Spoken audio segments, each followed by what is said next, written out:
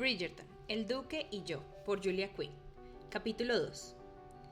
El nuevo duque de Hastings es de lo más interesante. A pesar de que su enemistad con su padre siempre fue del dominio público, ni siquiera esta autora ha podido descubrir la razón del distanciamiento. Revista de la Sociedad de Lady Whistledown, 26 de abril de 1813. A finales de semana, Daphne estaba de pie en el baile de Lady Danbury, bastante alejada de la pista y de los grupos de gente. Estaba más cómoda así. En cualquier otra situación habría disfrutado del baile como cualquier chica de su edad. Sin embargo, hacía unas horas, Anthony le había confesado que Nigel Berbrook lo había ido a ver hacía 2 días y le había pedido formalmente su mano.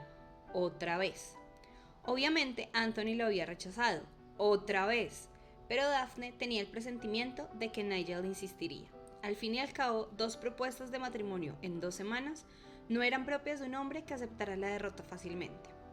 Lo vio al otro lado del salón, mirando de un lado a otro, y aquello hizo que Daphne se difuminara más entre las sombras.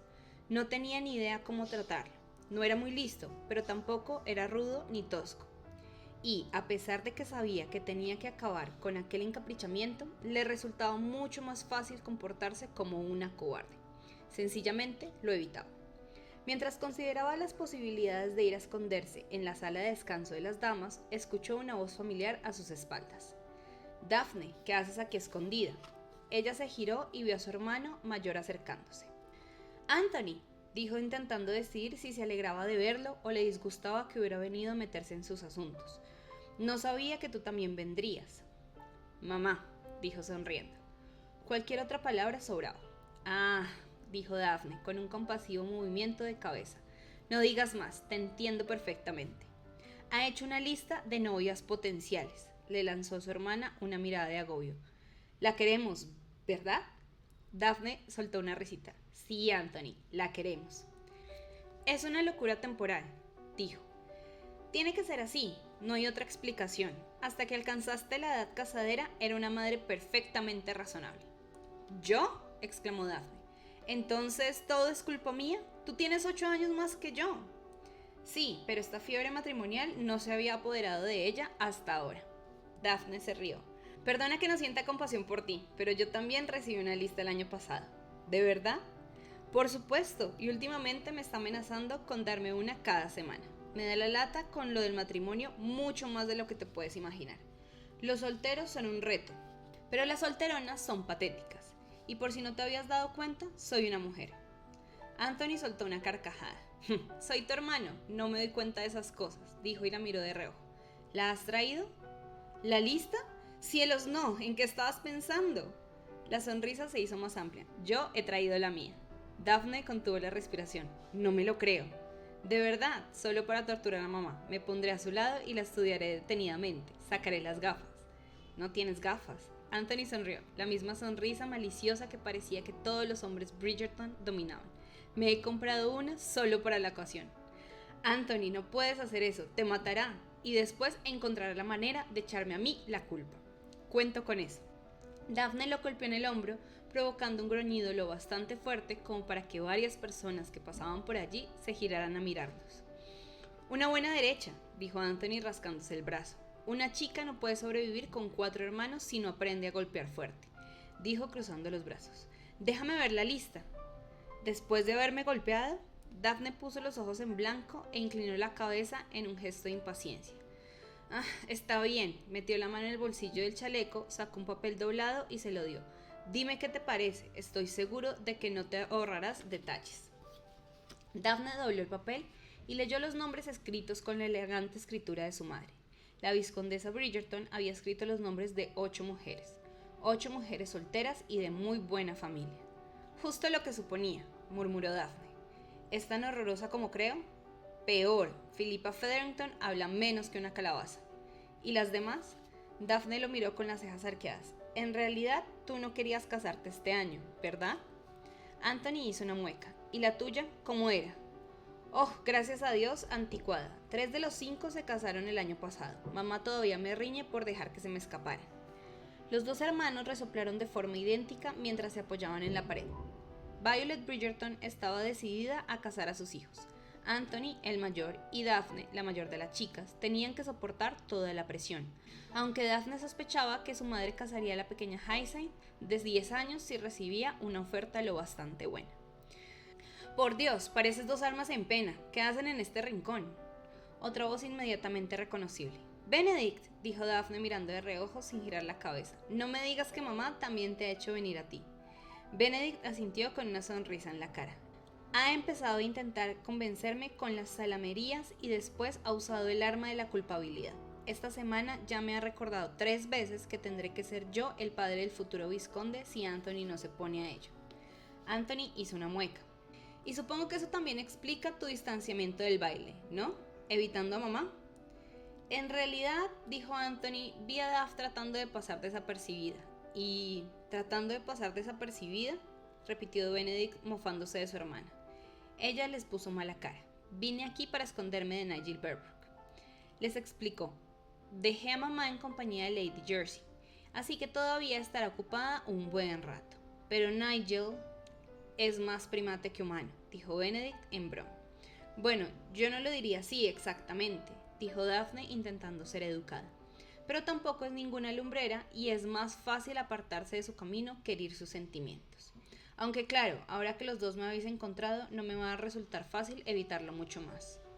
«Oh», dijo Anthony. Daphne miró a sus hermanos mayores, los dos de más de 1,80 m, de espaldas anchas y ojos marrones. Tenían el pelo castaño y grueso, igual que ella, y en los bailes no podían ir a ningún sitio sin que los siguiera un grupo de jóvenes parloteando. Y donde había un grupo de chicas jóvenes, allí estaba Nigel Berbrook. Daphne ya veía cabezas que se giraban hacia ellos. Las ambiciosas madres cogían a sus hijas por el brazo y señalaban a los hermanos Bridgerton sin más compañía que su hermana. «Sabía que me tendría que haber ido al salón de mujeres», murmuró Daphne. «¿Qué es ese papel que tienes en la mano, Daphne?», preguntó Benedict. Sin pensarlo, le dio la lista de las posibles esposas de Anthony. Ante la carcajada de Benedict, Anthony se cruzó de brazos y dijo: «Intenta no reírte mucho a mi costa. El año que viene tú recibirás tu propia lista». «Estoy seguro», dijo Benedict. «No me extraña que Colin…» abrió los ojos sorprendido. «¡Colin!». Otro hermano Bridgerton se unió al grupo. «¡Colin!», exclamó Daphne abrazándolo fuerte. «¡Qué alegría volver a verte!». «¿Dónde estaba tanto entusiasmo cuando llegamos nosotros?», le dijo Anthony a Benedict. «A ustedes los veo cada día», respondió Daphne. «Colin ha estado fuera un año entero», y después de darle otro abrazo, retrocedió. «No te esperábamos hasta la semana que viene». Levantó un hombro en gesto que iba a juego con la sonrisa torcida. París ya no era divertido. «Ya», dijo Daphne con una mirada muy perspicaz, «te has quedado sin dinero». Colin se rió y levantó las manos. «Culpable de todos los cargos». Anthony abrazó a su hermano y dijo: «Estoy muy contento de volver a tenerte en casa, Colin. A pesar de que el dinero que te envié debería haberte durado al menos hasta…». «Basta», dijo Colin todavía riendo. «Te prometo que mañana podrás decirme lo que quieras. Esta noche solo quiero disfrutar de la compañía de mi querida familia». Benedict soltó una risa. «Para llamarnos querida familia debes de estar completamente arruinado», dijo, pero al mismo tiempo se avanzó para abrazarlo. «Bienvenido a casa». Colin, el más despreocupado de la familia, sonrió y los ojos verdes le brillaron de alegría. «Es un placer estar de vuelta en casa, aunque debo reconocer que el tiempo no tiene ni punto de comparación con el del continente. Y en cuanto a las mujeres, bueno, a las inglesas les costaría mucho competir con las señorinas que…». Daphne le dio un golpe en el brazo. «Recuerda que hay una dama maleducada». Pero no parecía enfadada. De todos sus hermanos, Colin era el más cercano a ella en edad. Solo tenía 18 meses más. De pequeños eran inseparables y siempre estaban metidos en algún lío. Colin era travieso por naturaleza y Daphne necesitaba un poco para seguirle el juego. «¿Sabe mamá que ha regresado?», le preguntó. Colin negó con la cabeza. «He llegado y me he encontrado con una casa vacía». «Sí, mamá acostó a los pequeños temprano», lo interrumpió Daphne. «No me apetecía quedarme allí sin hacer nada, así que Humboldt me dio la dirección y vine». Daphne sonrió ampliamente. «Me alegro que lo hicieras. Por cierto, ¿dónde está mamá?», preguntó Colin estirando el cuello para mirar hacia el salón. Igual que los demás hombres de la familia, era muy alto, así que no tuvo que estirarse demasiado. «En la esquina, con Lady Jersey», dijo Daphne. Colin se encogió de hombros. «Me esperaré a que esté un poco más cansada. No quiero que ese dragón me despelleje vivo». «Hablando de dragones», dijo Benedict, no movió la cabeza, pero señaló hacia el lado con los ojos. Daphne miró y vio que Lady Danbury se dirigía lentamente hacia ellos. llevaba bastón, pero Daphne tragó saliva, muy nerviosa, y se puso rígida. El sarcástico ingenio de Lady Danbury era ya conocido por todos.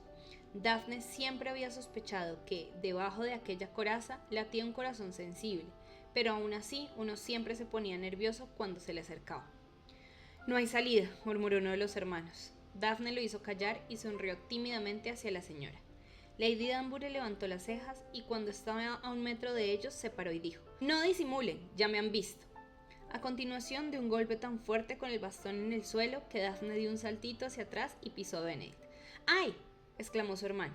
Ante la repentina mudez de sus hermanos, excepto Benedict, aunque aquel quejido no podía considerarse una palabra articulada, Daphne respiró hondo y dijo: «Espero no haberle dado esa impresión, Lady Danbury, porque tú no», dijo Lady Danbury categóricamente.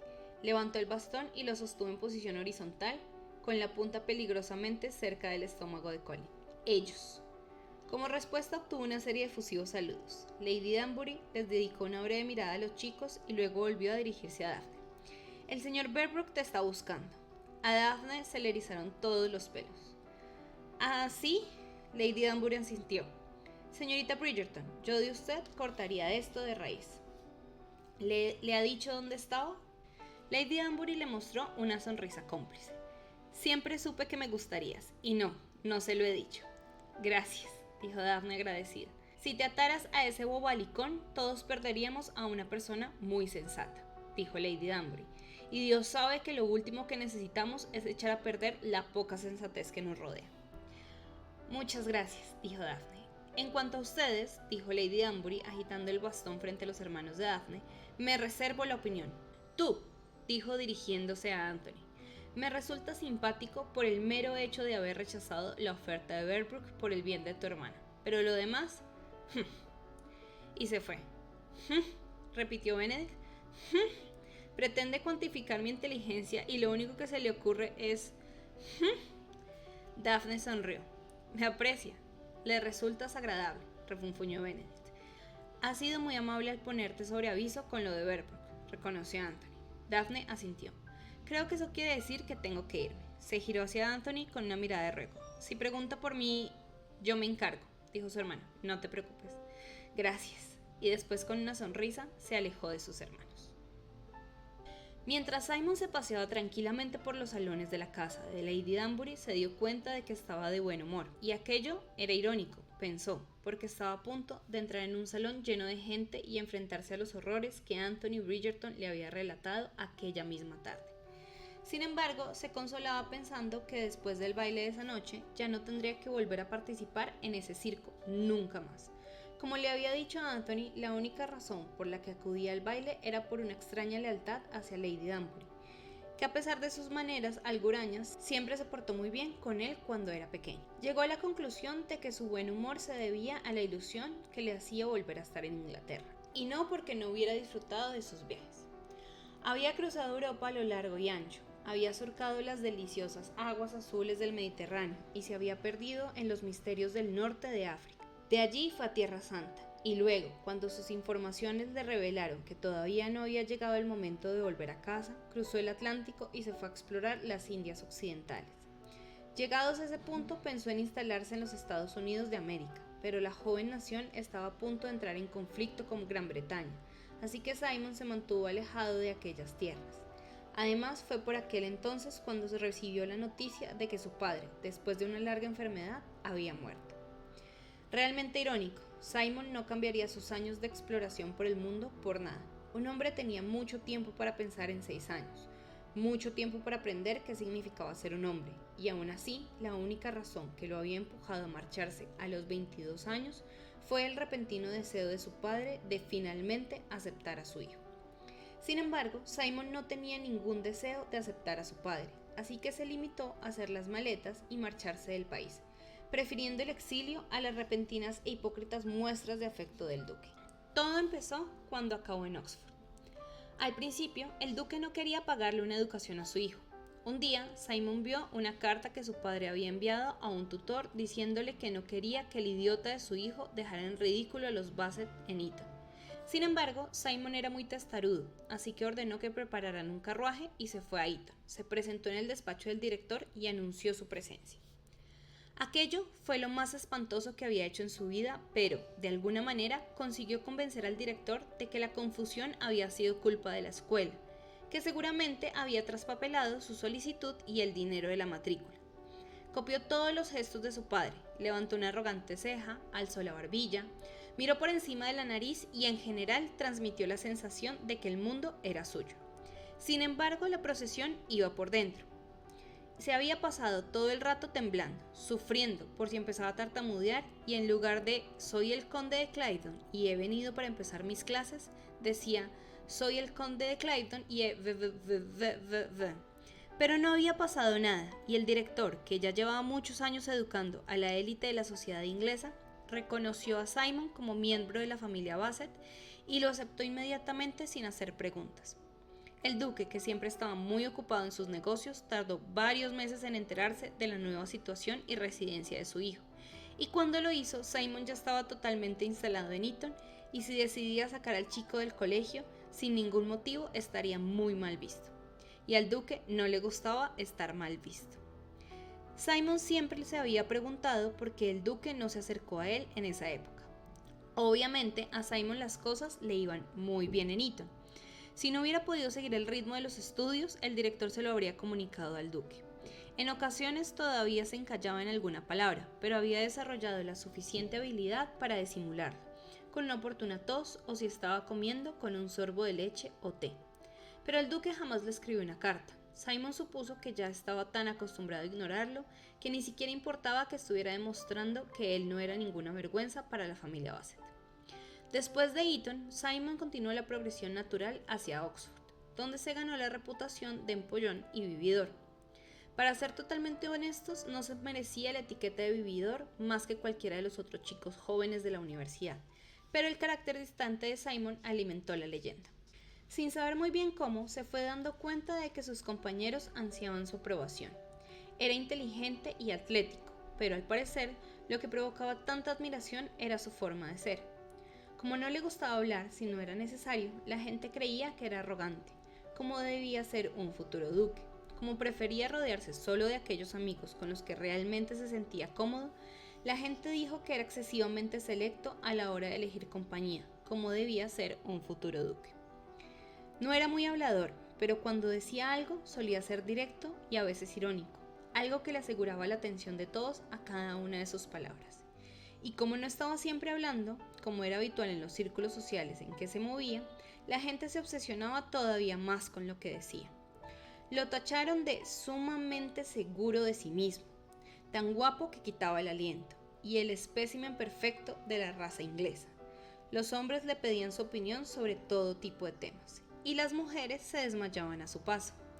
Simon nunca llegó a creerse todo aquello, pero disfrutaba de su situación, aceptando todo lo que le ofrecían, haciendo locuras con sus amigos y degustando la compañía de jóvenes viudas y cantantes de ópera que llamaban su atención. Y cada aventura era más deliciosa al saber que su padre las desaprobaría todas.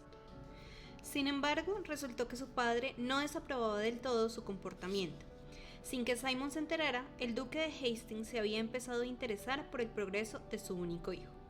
Empezó a pedir informes académicos a la universidad y contrató a un detective de Bow Street para que lo mantuviera informado de las actividades ociosas de Simon. Y al final dejó de esperar que cada carta que recibía detallara episodios de la estupidez de su hijo. Sería imposible establecer con exactitud cuándo se produjo el cambio, pero un día el duque se dio cuenta de que, después de todo, su hijo no había salido tan mal. El duque se hinchó de orgullo. Como siempre, al final la sangre que le corría por las venas había acabado triunfando. Debería haber sabido que nadie con su sangre podía ser un imbécil. Cuando acabó la universidad, con mención honorífica en matemáticas, Simon volvió a Londres con sus amigos. Obviamente se instaló en sus aposentos de soltero, porque lo último que le apetecía era vivir bajo el mismo techo que su padre. Cuando empezó a acudir a fiestas, cada vez más gente malinterpretó sus pausas como arrogancia y su reducido círculo de amigos como carácter exclusivo. Sin embargo, acabó de sellar su reputación el día que Bob Brummel, el que en aquella época era el líder de la alta sociedad, le hizo una pregunta bastante complicada sobre alguna nueva y trivial moda. Brummel utilizó un tono bastante condescendiente y su intención era, obviamente, dejar en ridículo al joven conde. Como todo Londres sabía, la afición preferida de Brummel era ridiculizar a la élite británica, y así lo había intentado con Simon, pidiéndole su opinión al terminar la pregunta con un ¿no cree, milord?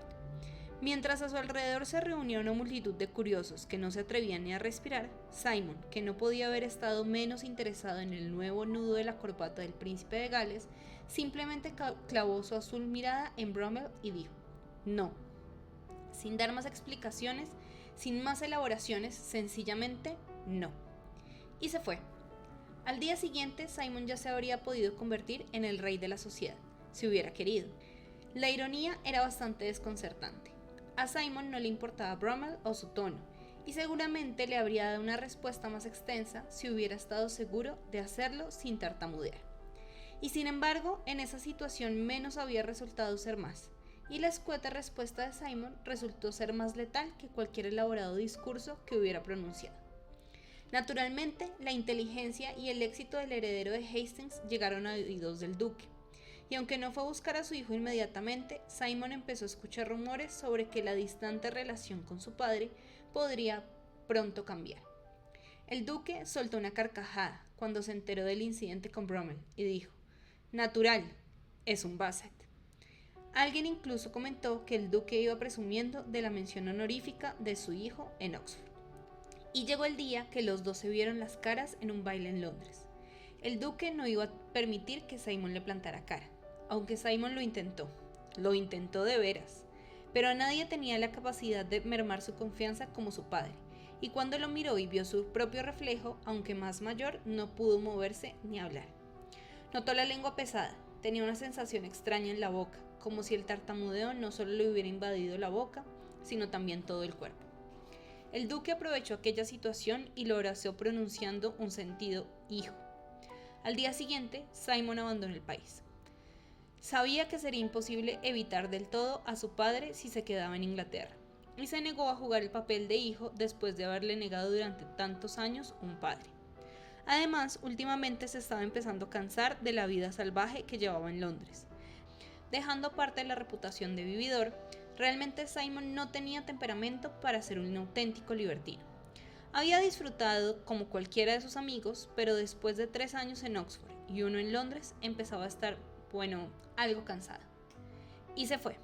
Sin embargo, ahora se alegraba de haber vuelto. Estar en casa lo tranquilizaba. Y después de viajar solo por el mundo durante 6 años, era fantástico reencontrarse con los amigos. Avanzó en silencio por los pasillos en dirección al baile. Quería evitar que lo anunciaran. Lo último que deseaba era un pregón público anunciando su presencia. La conversación de aquella tarde con Anthony Bridgerton había reafirmado su idea de no participar de forma activa en la vida social de Londres. No quería casarse, nunca, y no tenía sentido frecuentar los bailes si no buscaba una esposa. Aún así, pensó que le debía cierta lealtad a Lady Danbury, después de lo bien que se había portado con él desde pequeño, y para ser honesto tenía que reconocer que sentía un gran cariño por aquella señora que hablaba sin tapujos. Rechazar su invitación habría sido de muy mala educación, sobre todo teniendo en cuenta que había llegado acompañada de una nota personal dándole la bienvenida a casa. Como conocía la casa, entró por la puerta lateral. Si todo iba bien, podría acercarse a Lady Danbury tranquilamente, saludarla y marcharse. Sin embargo, al girar en una esquina, escuchó voces y se detuvo en seco. Contuvo un gemido. Había interrumpido un encuentro de enamorados. Maldita sea, ¿cómo escabullirse sin ser visto? Si lo descubrían, la consiguiente escena estaría llena de histrionismo, vergüenza y un sinfín de emociones aburridas que no podría resistir. Sería mejor quedarse allí, escondido entre las sombras, y dejar que los amantes siguieran su camino. Sin embargo, cuando se disponía a retroceder pausadamente, escuchó algo que le llamó la atención. ¡No! ¿No? ¿Alguien había llevado a una dama a un solitario pasillo en contra de su voluntad? Simon no tenía grandes deseos de ser el héroe de nadie, pero ni siquiera él podía permitir tal insulto a una dama. Estiró el cuello y le dio la cabeza para escuchar mejor. Al fin y al cabo, a lo mejor no lo había escuchado bien. Si nadie estaba en apuros, lo que no iba a hacer era entrometerse. Nigel, dijo la chica, no deberías haberme seguido hasta aquí. Pero yo te quiero, exclamó el hombre muy apasionado. Solo quiero que seas mi esposa. Simon contuvo una carcajada. Pobrecillo, era doloroso escucharlo hablar así. Nigel, repitió ella con una voz sorprendentemente amable y paciente, mi hermano ya te ha dicho que no me puedo casar contigo. Espero que podamos seguir siendo amigos. Pero tu hermano no lo entiende. Sí, dijo ella con tono firme. Sí que lo entiende. Maldita sea, si no te casas conmigo, ¿quién lo hará? Simon parpadeó sorprendido. Dentro del abanico de proposiciones, esta no entraría en el apartado de las románticas. Al parecer, a la chica tampoco le gustó. Bueno, dijo algo contrariada. No es que sea la única chica en el baile de Lady Danbury. Estoy segura de que alguna estaría encantada de casarse contigo. Simon se inclinó un poco para intentar ver algo de la escena. La chica estaba en la sombra, pero pudo ver el hombre bastante bien. Parecía abatido, con los brazos colgándole a los lados. Despacio agitó la cabeza. No, dijo muy triste, no es verdad, ¿no lo ves? Ellas... Simon sufría en silencio mientras Nigel intentaba encontrar las palabras adecuadas. Su titubeo era debido a la emoción, pero nunca era agradable ver a alguien que no conseguía acabar una frase. Ninguna es tan agradable como tú, dijo Nigel por fin. Eres la única que me sonríe. Oh, Nigel, dijo la chica suspirando profundamente. Estoy segura de que eso no es verdad. Pero Simon sabía que solo lo decía por ser amable. Y cuando ella volvió a suspirar, le quedó claro que no necesitaba que la rescatara. Parecía tener la situación bajo control, y aunque Simon sentía lástima por el pobre Nigel, sabía que no podía hacer nada. Además, empezaba a sentirse como un espectador. Empezó a retroceder, con la mirada fija en una puerta que sabía que daba a la biblioteca. Al otro lado de la biblioteca había otra puerta que comunicaba con el jardín de invierno. De allí podría ir a la entrada principal y volver al baile. No sería tan discreto como el atajo de los pasillos traseros, pero al menos el pobre Nigel no sabría que alguien más había presenciado su humillación. Pero entonces, a un paso de la huida, oyó gritar a la chica.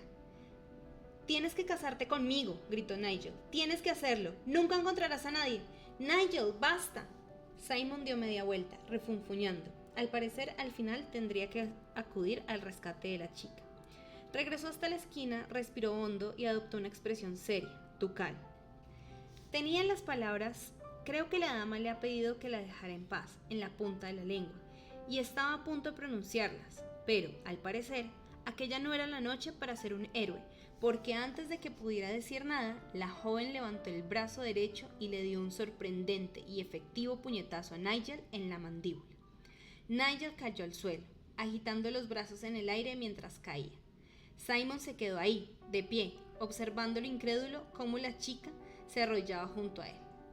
«Dios mío», dijo con voz temblorosa. «Nigel, ¿estás bien? No quería golpearte tan fuerte». Simon se rió, no pudo evitarlo. La chica levantó la mirada, sorprendida. Simon contuvo la respiración. No la había visto hasta ahora, y lo miraba fijamente con unos enormes y oscuros ojos. Tenía la boca más grande y exuberante que Simon había visto en la vida, y tenía la cara triangular. Según los estrictos estándares sociales, no podía considerarse guapa, pero tenía algo que lo dejó sin respiración. Lo miraba con el ceño fruncido. «¿Quién es usted?», preguntó, demostrando que no se alegraba en lo más mínimo de verlo.